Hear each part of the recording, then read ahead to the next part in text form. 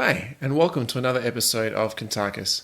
My name is Michael Yon, and this episode is Being Fit in Mind and Body.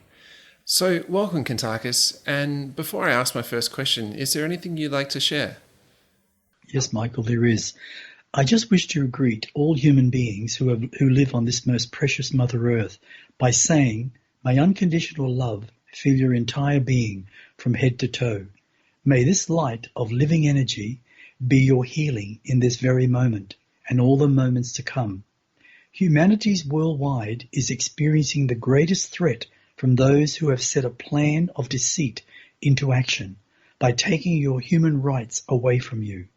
These ones in power have declared war against humanity. It is a plan that is negative in every way. All the evidence is being shared around the world, and humanity needs to wake up now before it is too late. Every human being needs to grow strong and take back their power from within by telling these people who are in power, enough is enough." Back to you, Michael. Thank you, Kuntarkis. Yeah, interesting words. So, asking my first question, how does one become fit?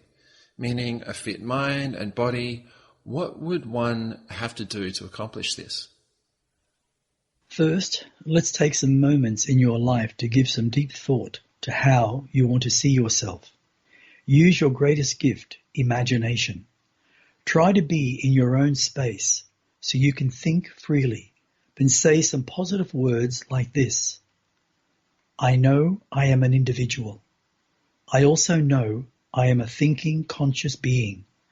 I also realize completely that I made the choice to reincarnate into this body in order to experience all that I have chosen to, whether it is negative or positive." This is where you each need to understand you are not your human father or mother. You are not your past, but you are an individual living in the moment of your own human life, which is your present reality. You alone have chosen to live this life as a human being. If you choose to be a clone of your human parents, then you have chosen to live the past. To live the past is not to have a fit mind and body, for you will only create negative experiences based on your conditional beliefs, as the past is the past. In most human beings, the past is created from negative experiences, and in most situations, these experiences are created from self-created fears. There are many levels of fear. Fear is a part of the human ego, the ego being the true enemy of the human individual.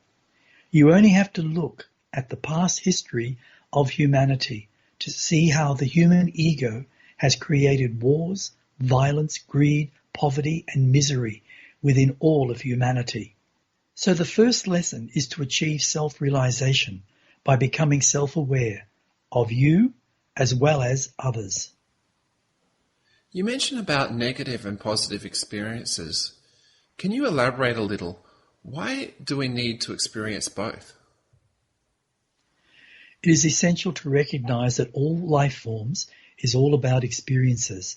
That's what evolution is all about. Unless human individuals experience both negative and positive ones, then how would any species ever learn the lessons of human life or any life forms? If one was to research human history and weigh up the negative versus the positives, one would discover there have been far more negative experiences for most humans than positive ones. And sadly, this influences the conscious advancement of human beings, which does affect the ability to be fit in mind and body. The more negative the experiences, the more likely an individual will continue to live in their past negative emotions. On a broader scale, observation shows that negativity has perpetuated further negative experiences for humanity as a whole. So what you're saying is to deal with your negative emotions first, so you can then look at becoming fit in mind and body. Yes, Michael, that is the best place to begin. Every human being has negative and positive experiences throughout their present life, as well as their past incarnations. All of that negativity clouds one's thinking. It also holds one back from being open to new ideas, new ways of thinking. Is it possible to give some sort of percentage to, let's say, negative experiences versus positive ones around the world? Yes, Michael, I already have that information.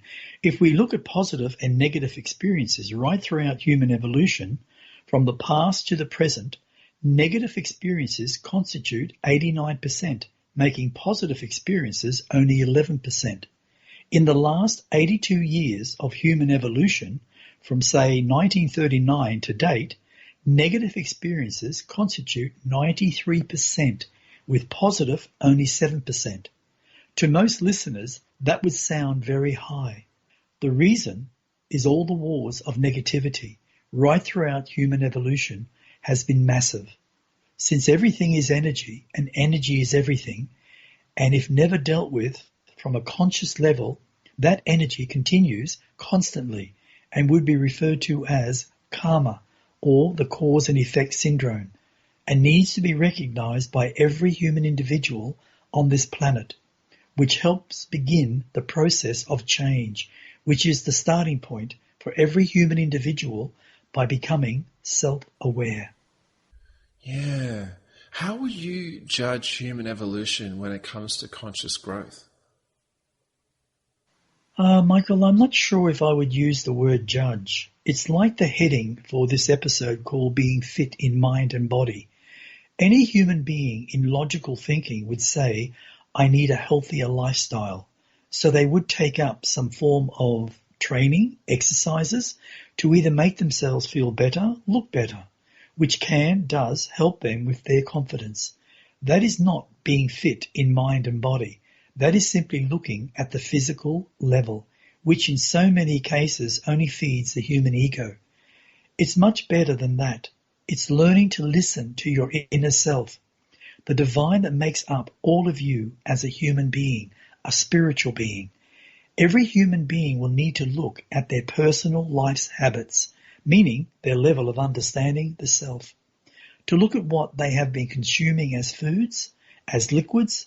Then ask yourselves from an honest heart, why do they consume the food, the liquids that they have been right up to this very moment? And if one is truly being totally honest, there is only one answer, which is conditioning through genetics. And yes, from their human parents. And that is not saying their parents are to blame, because that conditioning goes back through all the generations of the human species. In total, over 928,000 years of human evolution. And that, Michael, is a massive amount of conditioning. Self-change can be a very difficult journey, yet it will be a much brighter one for any human being. Total health should not have a price tag.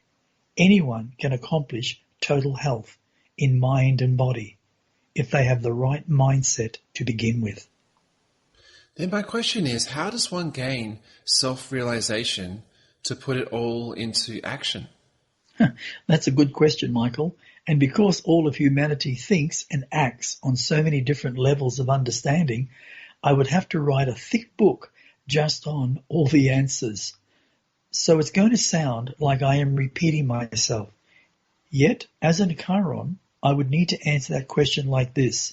For any human individual to gain any form of self-realization, and especially their own personal contribution to humanity's negativity over all of their lifetimes, one would have to accept that reincarnation does exist on the wheel of life from an honest heart, and simply say with passion, with deep feelings, these words. I am truly sorry for my past, and in this moment I let go of what was, and allow myself to live in this new moment of my existence to make changes for myself and all others that I am associated with. I will learn to let go of the past and move forward in unconditional love for all of life in all its unique forms. Just think of it, Michael. Would it not be an enormous step forward, not only for the human individual, but also for human consciousness as a whole. Such a realization is the beginning of taking personal responsibility for one's created actions and existence as a physical human being on this planet Earth we all call home. That self-realization is the first step to creating a fit mind and body, having complete recognition of one's existence as an infinite being who is a part of all that is in all universes. It's like saying, recognizing that you are personally responsible for your thoughts, your words, and actions also leads you to the conclusion that every human being is eternal, timeless, ageless, and infinite, who can change the way they think, the way they behave, and express because of the recognition of free will. From this realization, the individual can learn to forgive. Self-realization helps one put everything into perspective, and so forgiveness is logically the next step. Without perspective, there can be no understanding, and without understanding, the act of forgiveness is impossible. So far from what you have said, it sounds achievable when making these changes. Being fit in mind and body, to me, would be the ultimate achievement, to have my body fit, but also having my mind fit, especially in my thoughts, which to me govern my physical life in so many ways. Could you just elaborate a little more on forgiveness? Yes, Michael. Forgiving is an expression from one's heart. To forgive in unconditional love is the most powerful action one can take in order to create or build a fit mind and body. Self-forgiveness is a process for stepping out of the past, for all the negative actions created by an individual throughout all their lifetimes, and to this present lifetime. Only through this process of conscious growth can one truly call themselves an individual. Up until this point, you are merely a clone of your past, a representation of your conditioning and your negative experiences. To create a fit mind and body, your journey throughout life as an individual leads you to understand how the past is continually brought into the present through the human ego. The human ego is an emotional, fearful self-creation, the result of past incarnations. As a consciously evolving individual, you begin to see without judgment a much broader picture of human life, of yourself, your surroundings, and your interactions with other human beings, and how all of this combined forms the structure of your life and the lessons you have chosen to learn. Naturally, as much as your past and present thinking must change, the food you consume must also change. If you wish to become fit in mind and body, remember always, as much as what you think about yourself you become, and what you eat, consume, you also become, as it is all interrelated. There are those who believe and even teach that it does not matter what type of foods you consume. If the individual believes this to be true, then that is their choice. But the end result of such beliefs speak for themselves. Before you blindly accept the beliefs of others, please take the time to observe their advocates of eat as you will. Observe their ways, their habits in life, their interactions with others, and reactions to other opinions. Much more can be learnt through quiet observation when the voice is silent and the mind is open. So the thinking level of the human self is not complete if the mind is not part of that existence, which hinders the ability to form an understanding. Is that right? Absolutely, Michael. To obtain fitness in mind and body, one must become responsible to oneself. Take personal responsibility for how you think, how you care for your human body, how you nourish it and maintain it.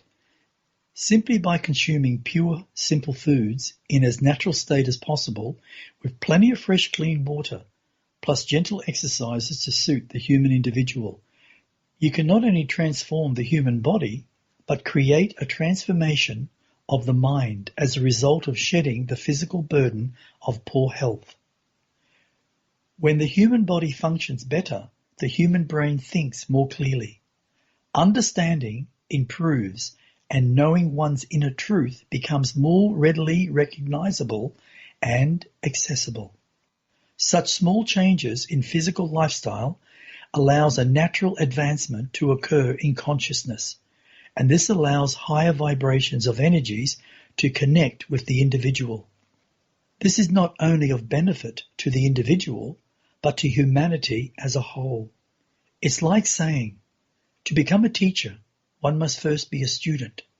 To become a healer, one must first heal themselves. To become a loving, compassionate being, one must first learn to love themselves unconditionally. To become a beacon of light in this human time of emotional darkness, one must first expand their understanding and grow consciously. Human advancement begins with the individual who then learns to lead by becoming the living example of their truth. I like what you said about what you think you become. Can you say some more about that? I believe and I know that words can be more powerful for change than any weapons or nuclear missiles. All that weapons do is kill, and nuclear missiles kill a whole city. Yet after all is done, the same problems will still come back into existence. Why? Because of karma, which is the cause and effect syndrome. You cannot run from the past. All you can do is gain the understanding and stop the stupidity of inner wars that always come outwardly.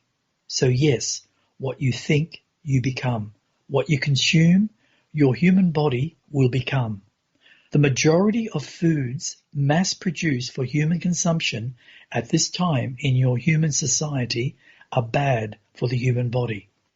Because of their effect on the human body, these foods also halt the advancement of human consciousness. The human body is living consciousness. Each cell that forms a part of the collective, that is the human body, spirit, has its own blueprint or level of consciousness. Each cell requires specific nutrients from the Mother Earth to feed it and maintain it.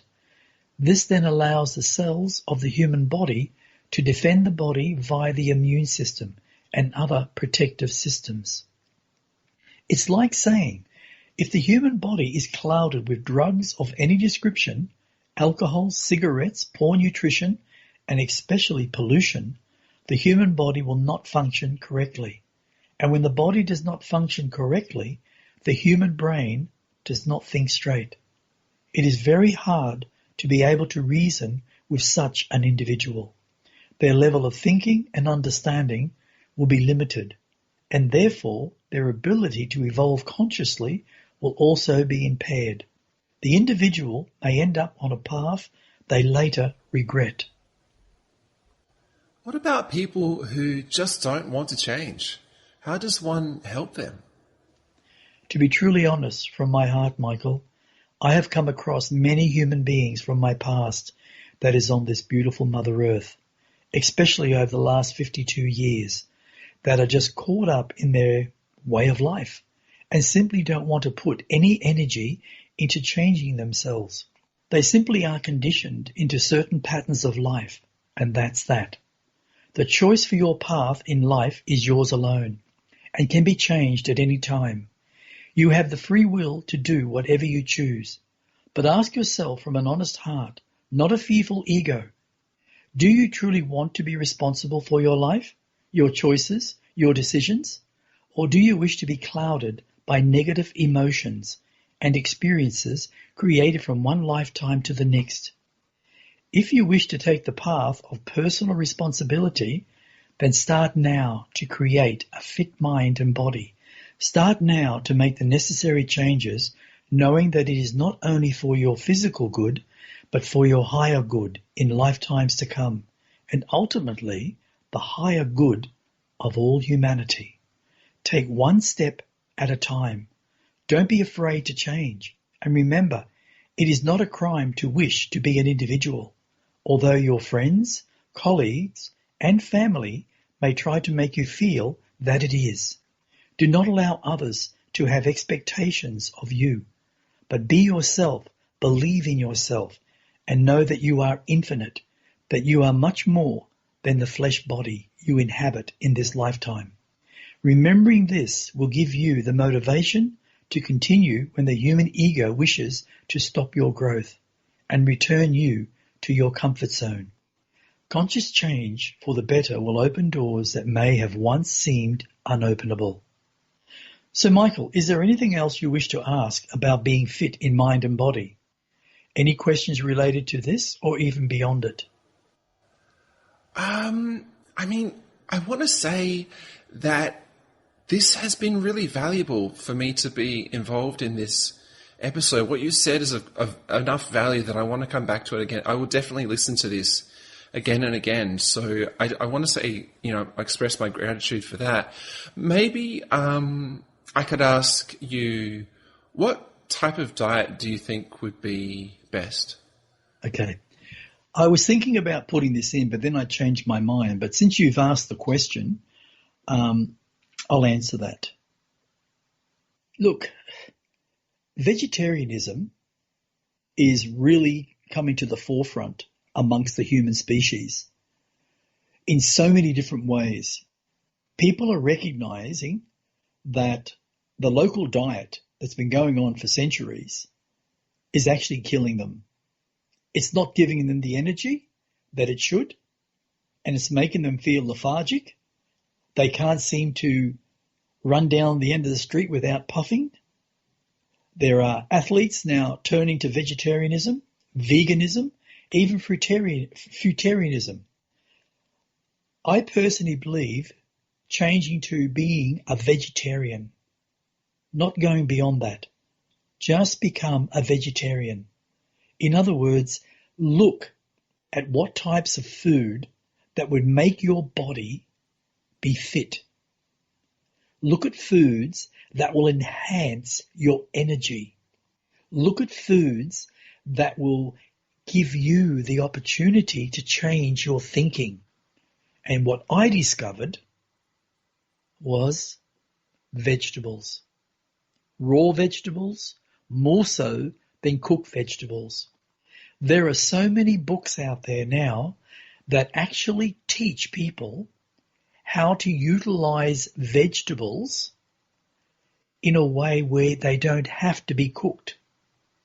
I make salads of probably 5, maybe 10 different types. And one of my most favorite salads and one of the most healthiest is get a beetroot, not a soft beetroot. A lot of the stores leave the beetroots there till they even get really soft. That's rotting. So get a beetroot that's nice and firm. Peel it, cut it in half, and then grate it. Grate it into a bowl. Then grate another carrot or 2 into a bowl. Then add a tin of 4-bean mix after you wash them. Soak them for at least 15 minutes to get the toxins out. When you first open a tin, what you'll see is this gummy type stuff or liquid. Do not have that.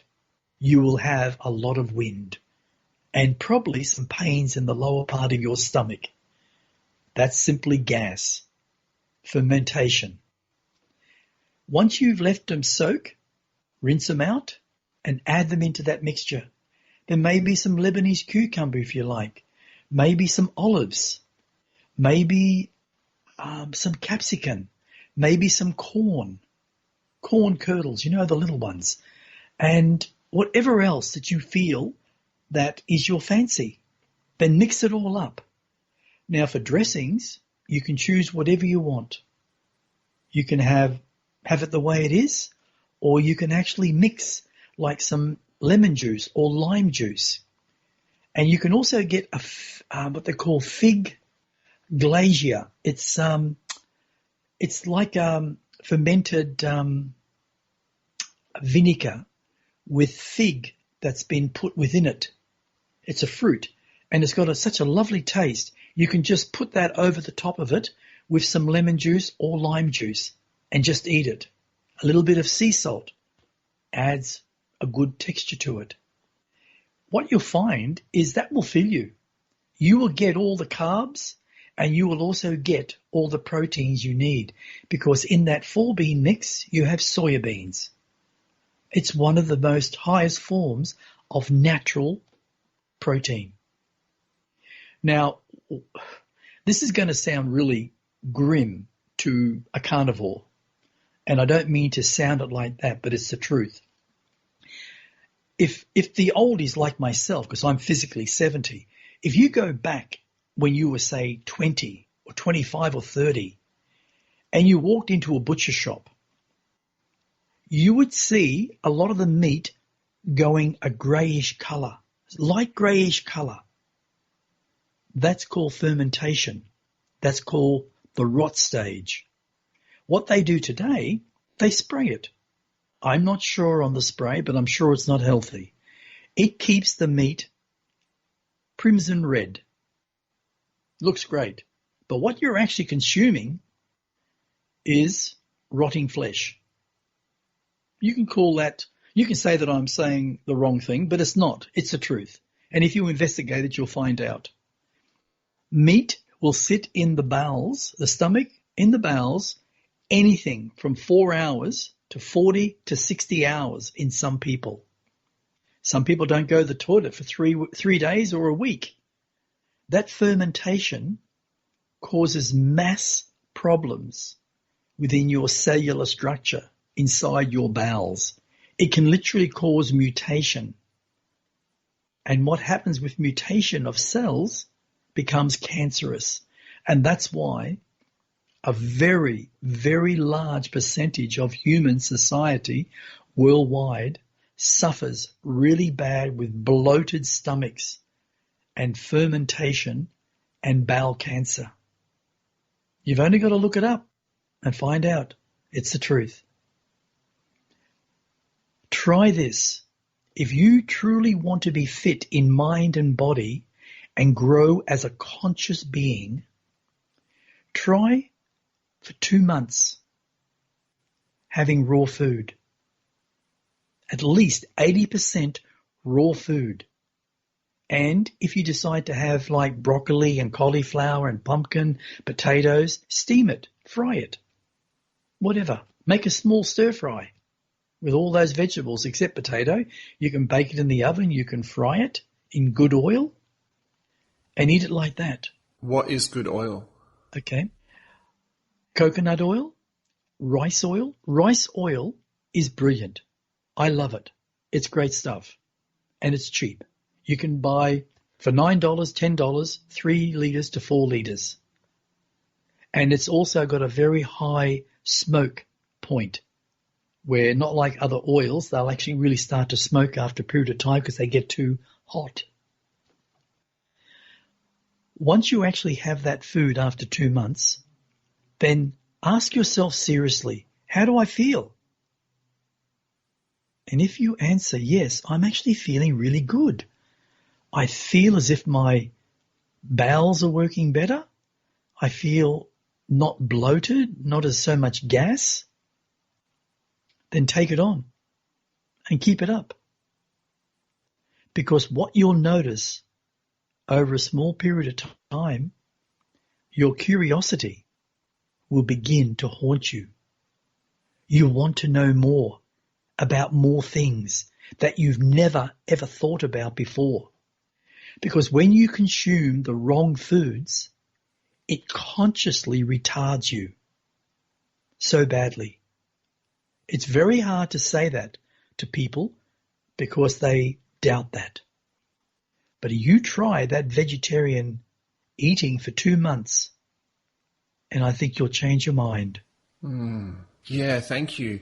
I guess I just kind of want to take this one step further. Considering you said vegetarian, a vegetarian can also eat different types of dairy. Did you want to maybe mention what dairy to avoid, what's okay? Yes.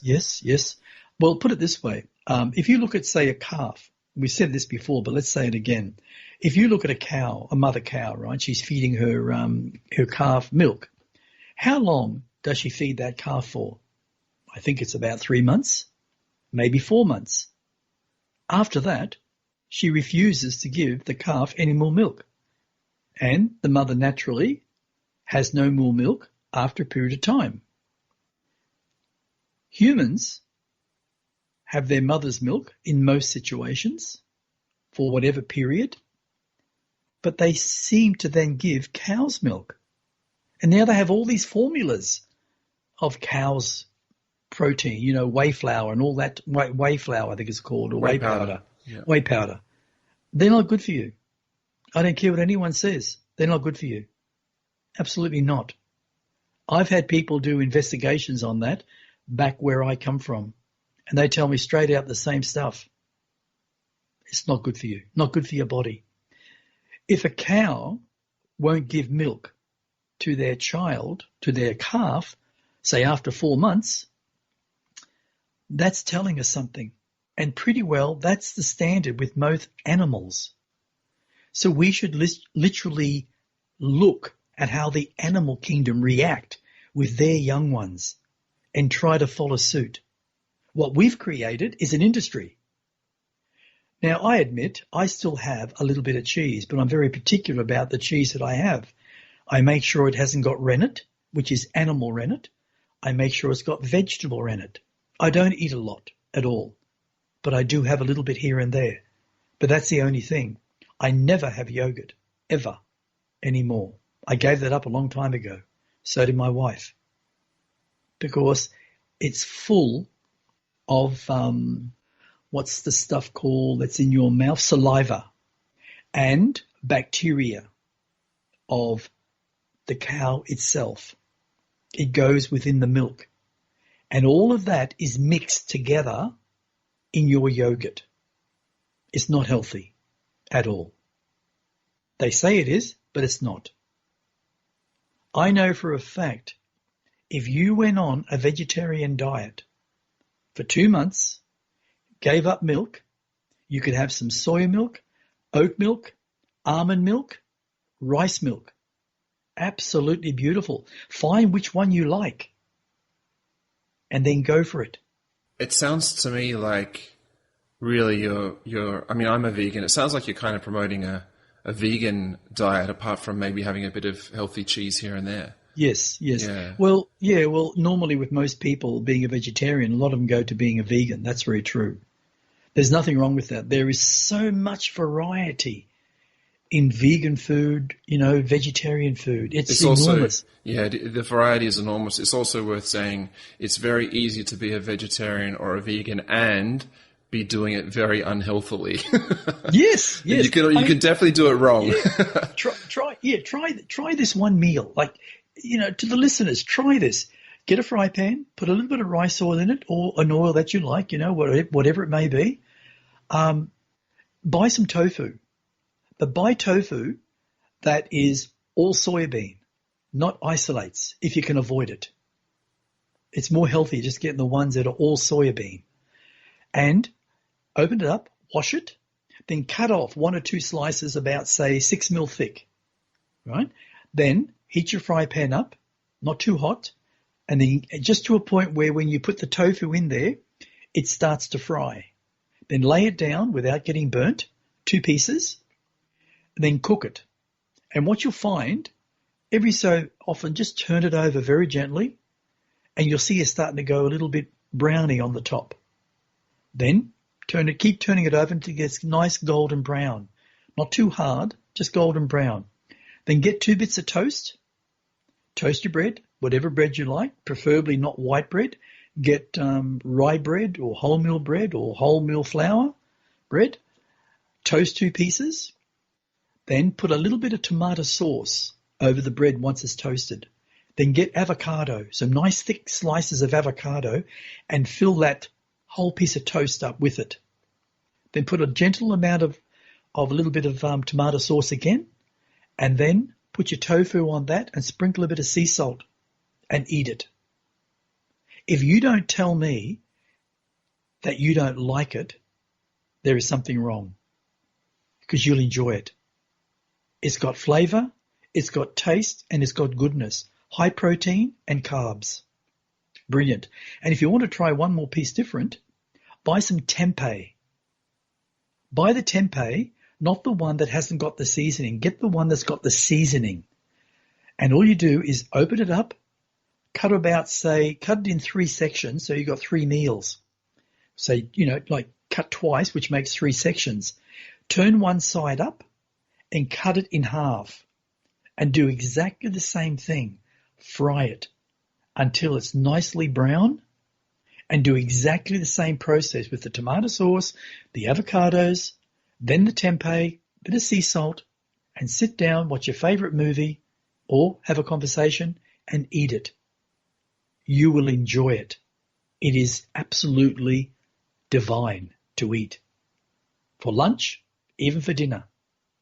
And if you want to eat an interesting meal with it, then get out a carrot, cucumber, olives, capsicum, a little bit of cheese, some tomatoes, and cut them up in pieces, however you like them, in sticks or in slices. And as you're eating your tempeh, have a piece of anything and just add the flavors together and enjoy the taste. Meat has no taste whatsoever. And eating meat, when it's raw inside, is the most dangerous thing you can do because it's full of bacteria, even viruses, even E. coli, and other things that cows carry. So just be very careful what you want to consume. And when you drink water, drink clean, filtered water or bottled water. But one thing I will say with bottled water, always wash your bottle before you open it.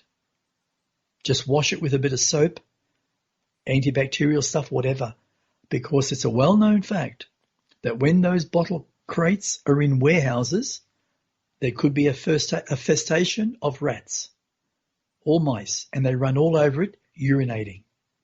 It's a proven fact where many people have got sick. With your cans, do exactly the same thing. People have got tremendously sick from the virus or the bacteria of the urine from rats. So just wash everything. And same with your vegetables. Always wash your vegetables very well. Wash your hands and you'll be perfect. You will be perfect. You'll be perfect. Well, as it relates to fit mind and body, I understand we could speak for hours and hours and hours. I'd like to do a follow-up maybe on the body and Yes. including, like stretching and Yes. and whatever else. I know that we could speak for hours and hours, but I want to thank you. I also want to say, is there anything you'd like to close up with? It's just something small. Nothing is ever the end. Anything can be changed if the human individual is willing to change their mindset. Once that is decided, you will be amazed by what knowledge comes from your mind to your human brain. The mind is limitless in all things, whereas the human brain is limited by fearful conditioning of the human ego's past. Right. Well, this concludes being fit in mind and body. Thank you so much, Kuntarkis, for all that you've shared. And if you'd like to connect with us on any of our other platforms, we have Kuntarkis, the Facebook page, etcconsciousness.com as the web page, and if you'd like to email us, simply email kuntarkis@gmail.com. Thanks so much for listening. My name is Michael Yon, and stay tuned for the next one.